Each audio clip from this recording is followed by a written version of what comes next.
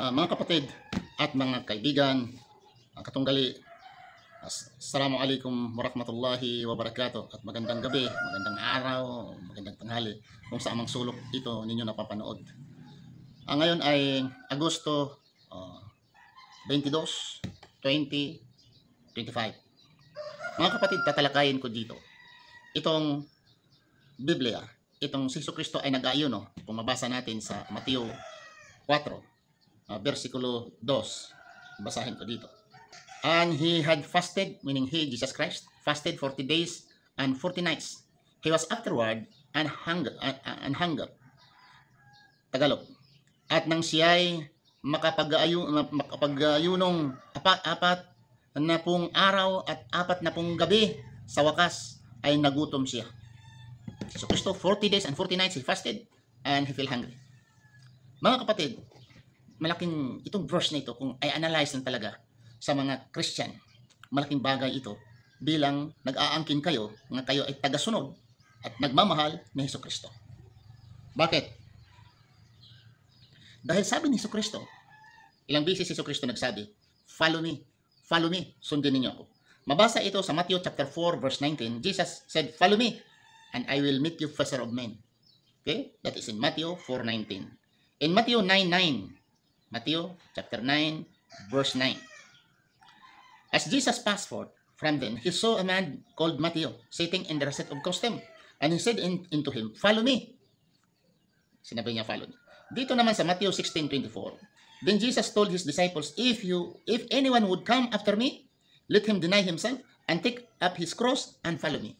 There are about 9 verses from including Matthew, John, mas nagsabi, follow me, Jesus Christ saying, follow me. So, titingnan natin.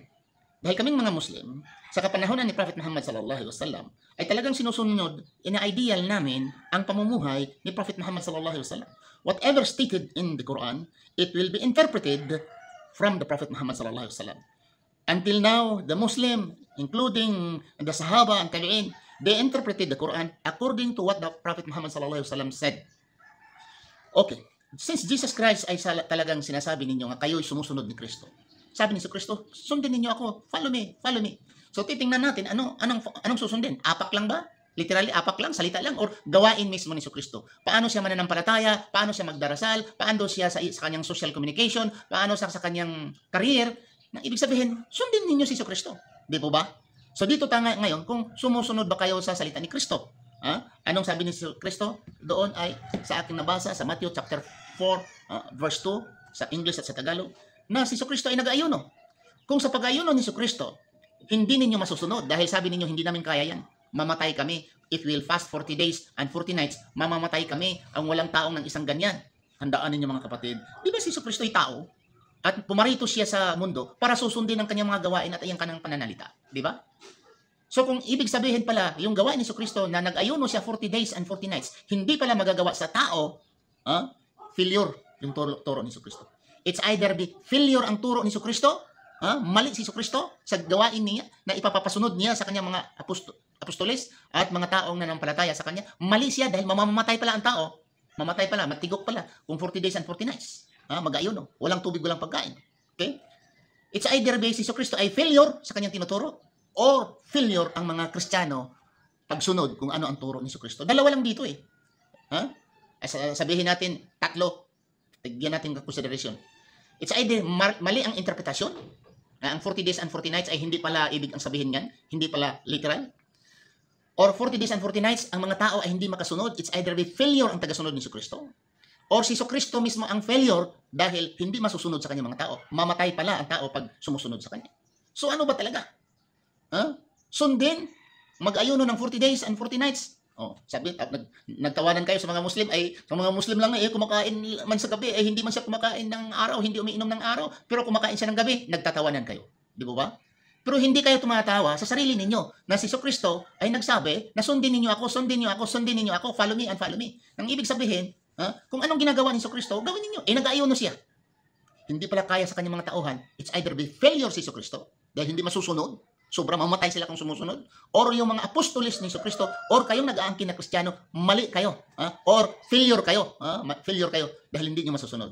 Pangatlo, It's either ang pagkasulat ay mali or mali ang inyong pagkakaintindi. Ipalusot ninyo para makalusot kayo na mayroon itong interpretation, maybe symbolic, maybe metaphoric, maybe figure of speech. Sige, ipalusot ninyo kaysa na naman sa pagpalusot. Na yung palang pag-ayuno ay hindi ito pag-ayuno, ang ibig sabihin. Yung gabi ay hindi ito gabi. Ang sabi ng araw ay hindi ito araw. Sige mga kapatid, ipapalusot ninyo niyang Matthew chapter 4 verse 2 ay hindi literal ang pag-ayuno, kundi spiritual.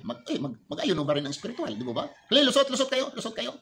Matthew chapter 4 verse 2. It's either be failure si Kristo dahil mamatay ang sumusunod na walang inom o tulang kain for 40 days and 40 nights, or mali ang mga tao, or failure ang mga tao nag-aangkin ng Christian dahil hindi nila masusunod, or failure ang pagkasulat, maybe ang pagkasulat, ang pagkaintindi ninyo ay hindi tama. Di po pa? Sige, lusot. Ano ang tama, Mr. or mga congregation na palusot? Okay? Maraming salamat.